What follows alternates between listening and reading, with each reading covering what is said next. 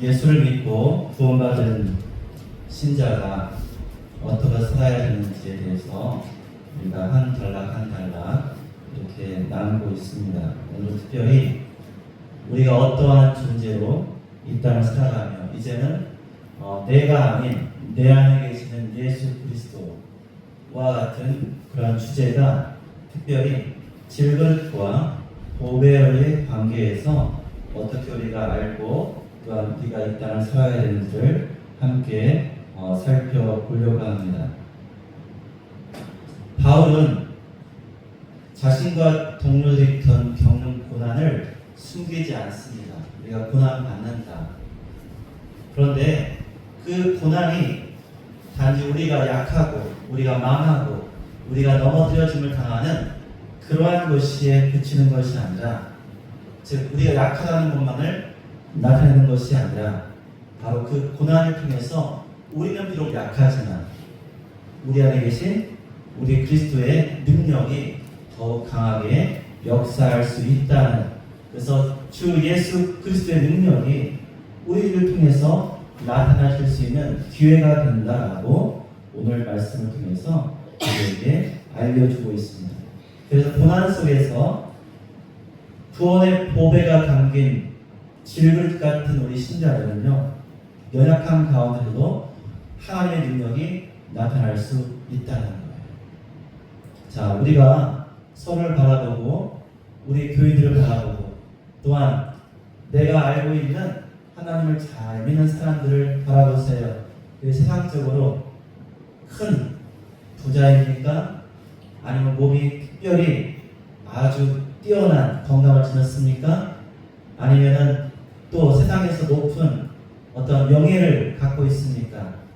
그런데 그러한 세상의 기준에 비추어서 특별히 자랑할 것도 없고 특별히 나타낼 것 없는 그러한 한 성도가, 한 하나님의 자녀가 참으로 귀한 하나님의 역사를 이루어가는 하나님의 질그릇과 같은 존재라는 것을 우리가 오늘 보려고 합니다. 오늘 4장 7절에 보니까 보배를 담은 질그릇이라는 표현이 나와요. 이 보배를 어디에 갖고 있어요? 질그릇에 갖고 있어요. 또한 구약에서는 우리 하나님을 뭐라고 표현해요? 토기장. 그렇죠? 우리는 진흙이에요. 그래서 진흙은 그 토기장이가 빚어주는 대로 만들어지는 것이고, 또한 그 토기는 어떠한 것도 버리는 것이 아니라 모두가 하나님이 만드신 걸작품이라는 거예요. 그래서 태초에 토기장의 작품은 뭐예요?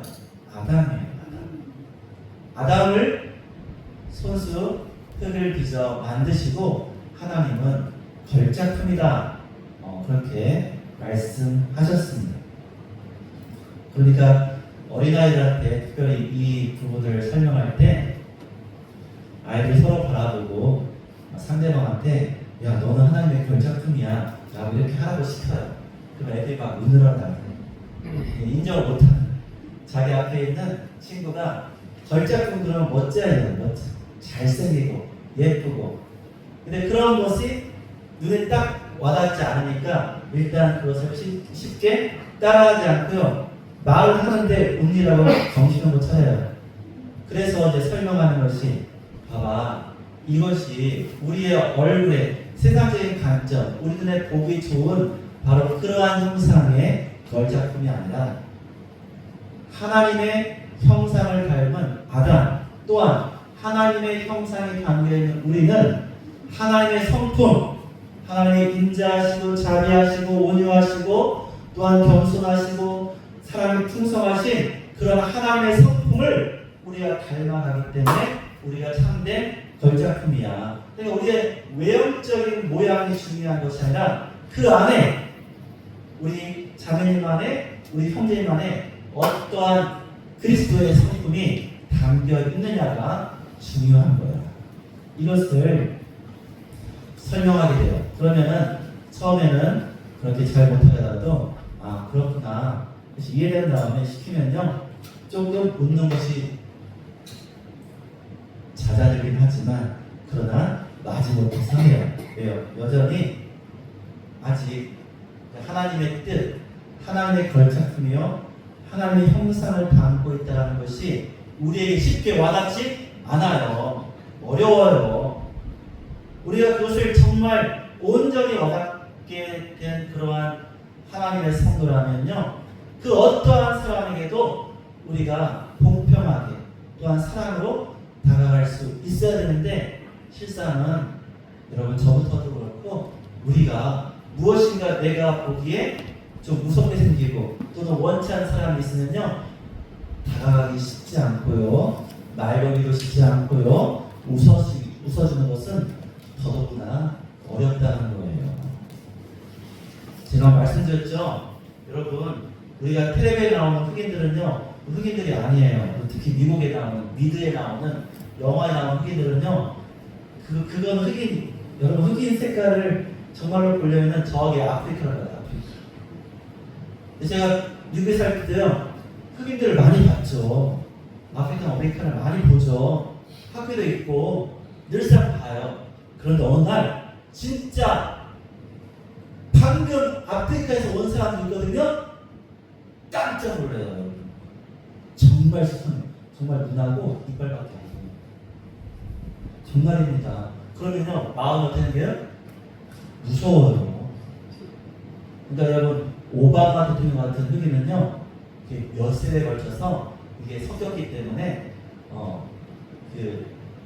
진짜 아프리카 흑인들은 이런 분들을 또 흑인도 취급을 또 안 하더라고요. 아무튼 그래요. 우리가 정말 하나님의 형상을 닮은 그러한 사람들로서 다른 사람을 바라보고 있느냐, 이것이 우리에게 대단히 중요한 문제예요.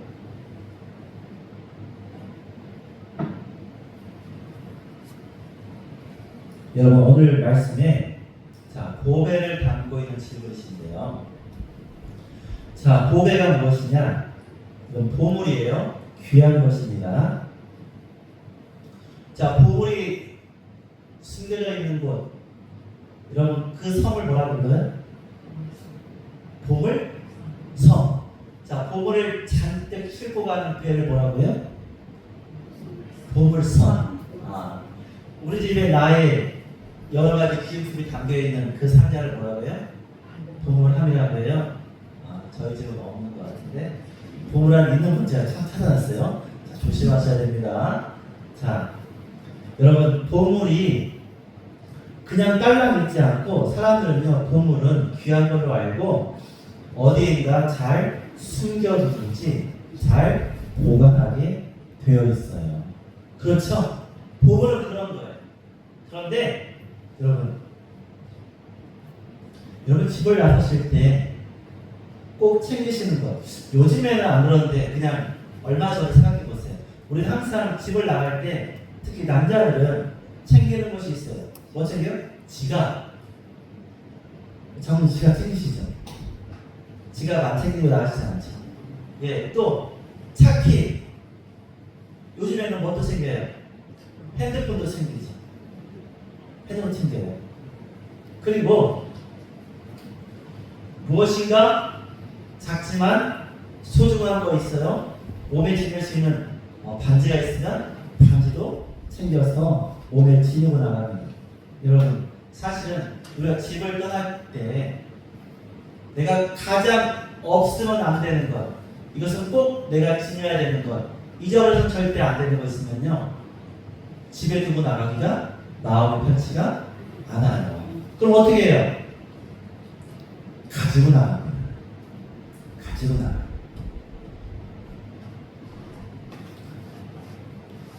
하나님께서 놀랍게도 이 세상 가운데 가장 귀한 보배, 예수 그리스도를 어디에 두시기로 하시냐면, 하나님을 믿는, 예수를 믿는 성도 안에 여러분 두시기를 원하셨다는 것이 얼마나 귀해요. 이게 얼마나 귀한 은혜인지 모르겠어요. 세상에서요, 이런 말 하더라고요. 제가 아는 목사님이 예전에는 남의 집 머슴처럼 일을 많이 했잖아요. 그러니까 젊을 때 그렇게 일을 했는데 한 10년 됐더니 그 주인이 그 창고 열쇠를 맡기더라고요. 이게 쉬운 일이 아닌 거예요. 그러면서 그분이 설명하는 거예요. 옛날에 그 대갓집 마나님이나 아무튼 시어머니가 며느리에게 열쇠, 창고 열쇠를 맡기는 것은요 그렇게 쉬운 일이 아니었다고 해요. 그러면서 그 목사님이 그 열쇠를 받는 순간 어떤 마음이 드냐? 내가 드디어 인정받았구나, 나를 믿어주는구나 라고 그렇게 했다는 거예요. 그것이 얼마나 이 세상 가운데도 마찬가지입니다. 여러분, 그렇게 굉장히 귀한 것을 지키고 담고 있는 그와 같은 열쇠 같은 것을 누구한테도 맡기지 않듯이, 정말 믿을 수 없으면 맡길 수 없듯이, 여러분 가장 귀한 보배 예수 그리스도를, 그런데 우리 하나님은 누구한테 맡기셨어요? 바로 우리 형제자매들에게 우리 하나님이 맡기셨다는 거예요. 그런데 여러분, 이 그릇이 강철, 텅스텐, 알루미늄, 여러분 이런 그릇이 아니에요. 또는 떨어져도 잘 깨지지 않은 나무 그릇도 되게 잘 안 깨지잖아요. 그런 그릇도 아니에요. 어떤 그릇이에요? 떨어지면 아작나는 질그릇이죠. 그러니까 질그릇에 우리가 생각할 때는, 여러분 이 질그릇을 저기 가마에다, 불가마에다가 막 천도 초보닥도 막 이렇게 달궈가지고 그렇게 꺼내놓으면은 이것은 질그릇이 아니에요. 그때는 바뀝니다. 그것은 뭐라고 해요? 세라믹이에요. 자기는 다른 거예요. 강도도 다르고 그리고 그 성질도 달라지는데, 여러분 질그릇, 단순히 진흙을 빚어서 그것을 말린 거죠. 말려 굳어진 그러한 상태의 질그릇은 한마디로 그렇게 그냥 그릇 자체만 보면 귀하지 않아요. 또한 깨지기도 쉽습니다. 그래서 누구도 거들떠 볼 수 없는, 거들떠 보지 않는 그러한 그릇일 수 있어요. 그런데 이러한 질그릇 같은 신자에게 우리 하나님은 거기에 뭘 담게 하셨어요? 보배를 담게 하셨어요. 그런 이유가 있어요. 자, 우리 7장 5절에 보니까 중간에 이렇게 나옵니다. 이는 힘이 큰 능력은 우리에게 있는 것이 아니라 누구한테 있어요? 하나님께 있다라는 걸 알게 하시려고 그 보배를 질그릇에 담게 하셨다는 거예요. 그러니까 보배를 담은 질그릇인 신자는요, 여러분 우리는 아직도 연약합니다. 아직도 넘어집니다. 아직도 불안합니다. 그런데 우리가 담고 있는 이 보배는 그 가치를 상상할 수 없는 귀한 우리 주님의 그러한 은혜요, 능력이 되는 것이죠. 그래서 구원의 복음은 단순히 인간의 지혜나 능력이 아니라 하나님의 은혜로 우리 안에 담겨지게 되는 것입니다. 그래서 우리는 나 스스로가 질그릇이기 때문에 보잘것없다, 나를 자책하는 것이 아니라 내 안에 보배이신 우리 주님이 내 안에 담겨있기 때문에 나도 그로 인해서 귀한 존재임을 알아야 됩니다. 그런데요, 제가 이 말씀을 들을 때마다 이런 생각을 했어요. 도자기 같은 긴 이러한 그릇이나 아니면 얇은 이러한 그냥 우리가 생각하는 접시 같은 그릇도 있을 수 있을 것 같잖아요. 그런데 보통 이제 토기장이들이 많이 만든 그릇은요, 어느 정도 모양을 갖추고 있는 이런 그릇이에요. 그러니까 그 안에 무엇이 담겨 있으면 여러분 직접 손을 넣어서 빼기 전에는 무엇이 있는지 알 수 없다라고 해요.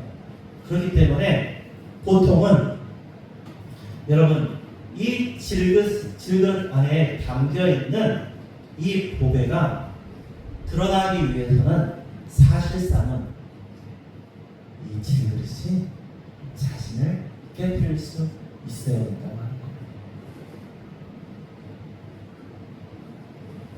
보통 깨진다고 하면은 파괴되어지고 생명을 잃게 되는 그러한 것일 수 있어요.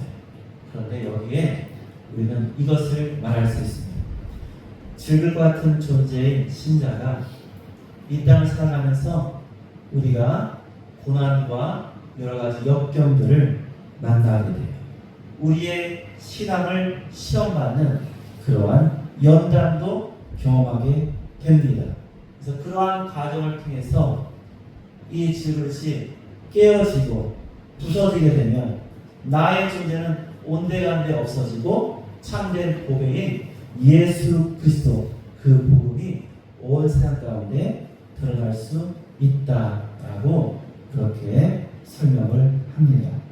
여러분, 보배가 드러난다는 것은요, 꼭꼭 싸매고 보여주지 않으면 드러날 수 없는데, 여러분, 우리 신자는요, 나만 간직하는 이러한 보배로서 우리 주님을 간직하는 것이 아니라 이 보배가 온전히 드러나서 구원의 능력으로, 하나님의 능력으로 나타날 수 있게 그렇게 우리가 행해야 된다는 것을 말씀해 주고 있습니다. 예수님은요, 이 땅에 오셔서 우리가 성찬에서 말하는 것처럼 자기의 몸을 깨뜨려 내어 주셨다. 자기 몸을 깨뜨려 내어 주셔서 그 몸된 떡을 먹는 자에게 영생을 주십니다. 새 언약에 흘리신 보혈을 통해서 우리가 영생을 얻고 구원함을 얻는, 우리 죄의 사함을 얻는 은총을 입게 되는 것처럼, 여러분, 예수님은 참으로 자기의 몸을 깨뜨리셨어요. 그렇다면 그 예수님을 또한 따르는 우리는 내 안에 있는 예수라는 보배가 드러나기 위해서, 여러분, 내가 깨어져야 됩니다. 이게 깨어지기가 쉽지가 않다는 것을 우리가 너무나 잘 알고 있습니다.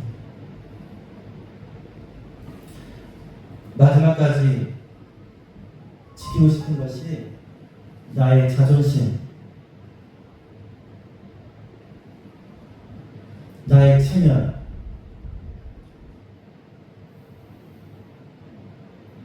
내가 여전히 살아있고 내가 사람 가운데 인정받는 것은 결코 놓칠 수 없는 바로 그와 같은 모습. 여러분, 이것을 우리는 주의해야 되는 거예요. 제가 가장 안타까운, 여러분, 아마 성경의 역사에서 가장 안타깝게 우리가 비추시는 인물은 초대 임금 사울 왕일 거예요. 한편 생각합니다. 여러분, 사울 왕이 이 성경에 나와 있는 것 외에 잘한 일도 있었을 거예요. 그런데 그가 사람한테는 너무 잘한 것 같아요. 능력 있는 왕이었어요. 초대 왕으로서 이스라엘 국가로서의 면모를 갖추는데 그는 잘했어요. 그리고 인정받았어요. 그런데 그는 끝까지 누구보다, 하나님보다 사람들 앞에 인정받기를 원했던 거예요. 그래서 마지막에 거기에서 자기를 깨뜨리고 정말로 다윗처럼 그가 회개했다면 하는 그런 아쉬움이 있어요. 어떻게 그렇죠? 아말렉과의 전쟁을 한 후에 살진 것과 좋은 것을 하나님께 드리겠다 하며 핑계대고 살려두고 아간도 그렇게 살려두었던 그러한 모습. 사무엘 선지자가 분명히 이와 같이 그의 죄악을 지적했을 때 그는 떠나가는 사무엘에게 그의 옷을 붙잡고 얘기하는 거예요. 나의 체면 좀 살려주세요. 마지막까지 그는 자기를 깨뜨리지 못합니다. 저는 거기서 사울이 만약에 넘어뜨려졌고 자빠졌어. 죄를 뒤집어쓰고 하나님께 회개했다. 여러분 어떻게 정죄되었을까? 그런데 여러분 사울 왕은요 그 순간에 뭐하지 못했어? 자기를 깨뜨리지 못했어. 그러니까 자기를 깨뜨리지 못하는 건 뭐예요? 내가 너무 귀한 거예요. 내가 깨짐으로써 내 안에는 보배 예수 그리스도 나타나야 되는데 여러분 이 땅을 살아가는 우리가 내가 깨어지지 않는 것은 어쩌면 내가 내 안에 계신 예수님을 진정으로 믿지 않는다든지 아니면 전혀 그 사실을 알지 못하기 때문에 그럴 것 같아요. 내가 깨어질 때, 내가 진정 낮아질 때 그때 우리 주님께서 높아지시고 우리 주님의 영광이 나타날 때 그것이 나를 살리는 것임을 우리가 잊지 말아야 합니다.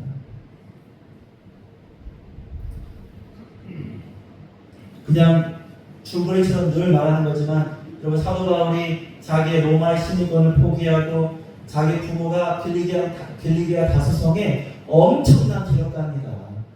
그래서 청년 사울일 때 그는 피어날 때부터 로마 시민권을 가졌어요. 누구 덕에? 아버지 덕에.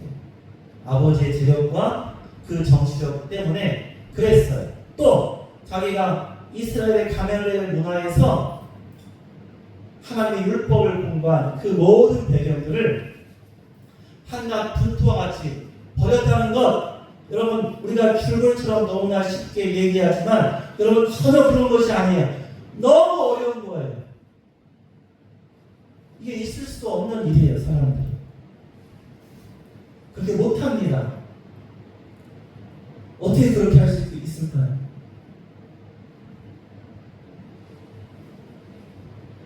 그러면 왜 사도 바울은 그와 같이 했을까요? 사도 바울이 로마 시민권을 가지고 아버지의 재력을 가지고 이것저것 자기의 능력을 가지고 행했다면 하나님의 능력이라고 말할 수 있는 것이 얼마나 나타났겠는가. 그런데 그 모든 것을 다 포기했을 때, 다 내려놓았을 때 진정 나타난 것이 뭐예요? 하나님의 능력. 그러므로 진정 나타난 것이 하나님의 능력이었다는 것을 우리가 알 수 있게 되는 거예요. 그러니까 여전히 여러분 사람들 생각에는 그래도 사도 바울은 공부도 많이 했고 부자였기 때문에 이렇게 했을 거야. 아니라고요. 그게 아니에요. 사도 바울은 자기의 모든 것을 다 깨뜨렸어요. 다 깨뜨렸어요. 다 깨뜨린 다음에 오직 그 안에 살아계신 예수 그리스도 하나님의 능력이 그의 삶 속에 나타나게 됩니다. 바로 그때 비로소 복음이 역사한다. 그러므로 우리가 특별히 이 가을에 함께 하기를 원하는 것은 여러분 나 자신을 깨뜨려야 됩니다. 깨뜨려져서 내 안에 계신 예수님이 드러나고 하나님의 영광이 나타날 수 있을 때 여러분 그때 우리의 태신자뿐만 아니라 여러분 우리 이웃들에게 하나님께서 우리의 내면에 담겨있는 예수님이 바로 저와 여러분의 삶 속에서 나타날 때 그때 그들은 하나님의 영광을 보게 될 거예요. 그리고 그들이 하나님께 영광을 돌리게 될 것입니다. 이제 말씀 듣겠습니다. 보배를 담은 질그릇이라는 이 표현은 신자의 연약함 속에서 하나님의 영광이 드러난다는 중요한 메시지를 담고 있습니다. 질그릇 그 자체는 결코 자랑할 것이 없지만 그 안에 담긴 보배, 이 복음은 세상에서 가장 귀한 것입니다. 그리고 이 질그릇이 스스로를 부정하며 깨어질 때, 내가 죽을 때, 그때 그 보배가 드러나는 사실을 우리는 잊지 않고 이제부터 더욱더 힘써 내 안에 계신 예수님이 드러나기 위해서 나 자신을 죽이며 주님과 함께 주님의 고난의 길을 걸어갈 수 있는 우리 모두가 되기를 예수님의 이름으로 축원드립니다. 아멘.